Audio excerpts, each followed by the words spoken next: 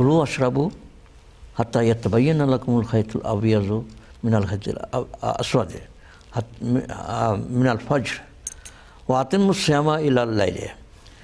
এর মধ্যে রোজা সেহরি খাওয়ার পর থেকে রাত পর্যন্ত প্রথম কদমেই প্রথম পর্যায় পর্যন্ত রোজা রাখতে হবে, পুরা করতে হবে। এর মধ্যে খাওয়া দাওয়া সব পানাহার সব ছাড়তে হবে। অতএব এই যে ধূমপান, বিড়ি পান আর হুক্কা পান, এগুলি সব পানাহারের মধ্যে আসে। জি জি।